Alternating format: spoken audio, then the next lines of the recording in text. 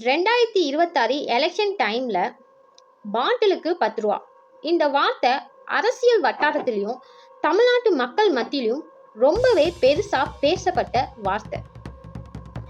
கடந்த ஆட்சியில ஒயின் ஷாப்ல பாட்டிலுக்கு 10 ரூபான்னு சொல்லி பெரிய அளவுல ஊழல் நடந்ததா பேசினாங்க. இன்னைக்கு ஆட்சி மாறினதுக்கு அப்புறம் இந்த விஷயம் மாறிச்சா அப்படின்னு கேட்டா அதுதான் இல்லை. லாஸ்ட் 3 மந்த்ல 100 கணக்கான ஊழியர்களை சஸ்பெண்ட் பண்ணியிருக்காங்க.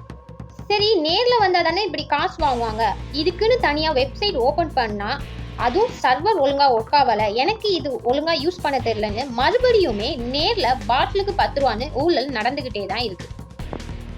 இதனால ரீசன்ட் டைம்ல 50,000 ரூபாய் கிட்ட மக்களுக்கு ரீஃபண்ட் பண்ணியிருக்காங்க. இதுக்காக சென்னை ஹைகோர்ட் ஆகஸ்ட் 7, 2024 ஒரு ஆர்டர் ஒன்று பாஸ் பண்ணாங்க. டாஸ்மாக் கடையில விற்கப்பட ஒவ்வொரு மது பாட்டிலுக்கும் பில்லு கட்டாயமாக கொடுக்கணும். அவங்கள்ட்ட ஒரு வேளை எக்ஸ்ட்ரா காசு கேட்டாங்கன்னா மக்கள் நேரடியா பக்கத்துல இருக்க போலீஸ் ஸ்டேஷன் போய் கம்ப்ளைண்டும் கொடுக்கலாம். போலீஸ் உடனே எஃப்ஐஆர் பதிவு செய்யணும்னு சொல்லிட்டு அந்த ஆர்டர்ல சொல்லியிருக்காங்க. சில பேர் நினைக்கலாம் 10 ரூபாய் தானே, அதுல என்ன இருக்குன்னு. தமிழ்நாட்டில் ஒரு நாளுக்கு 1,30,00,000 இருந்து 1,50,00,000 வரைக்கும் பாட்டில் விற்பனை ஆகுது. ஒரு பாட்டிலுக்கு 10 ரூபானா ஒரு நாளுக்கு மட்டும் 13 15 கோடி வரைக்கும் வருமானம் வருது. கடையில நடக்கிற சின்ன சின்ன திருட்டுகளை தாண்டி இதுக்கு பின்னாடி பெரிய அளவுல ஊழல் நடந்துட்டு இருக்கு.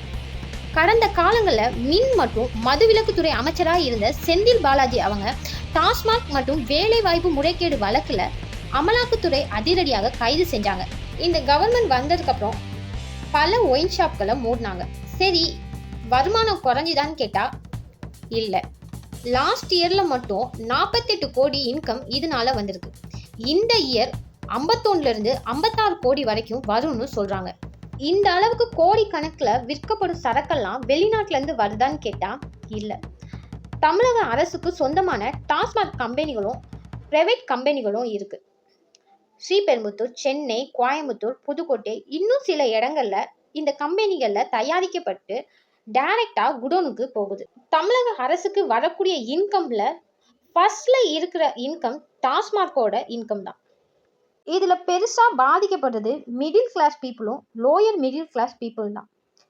இந்த போதைக்கு சின்ன பசங்களும் ஸ்கூல் பசங்களும் காலேஜ் பசங்களும் இன்னைக்கு அடிமையாகி இருக்காங்க. ஆட்சி மாறினாலும் அதிகாரங்கள் மாறினாலும் நடந்துகிட்டு இருக்க ஊழல்கள் நடந்துகிட்டே தான் இருக்கு. டாஸ்மாக் மூடினாலும் விலையை உயர்த்தினாலும் இதனால அரசுக்கு வர வேண்டிய வருமானங்கள் வந்துகிட்டே தான் இருக்கு.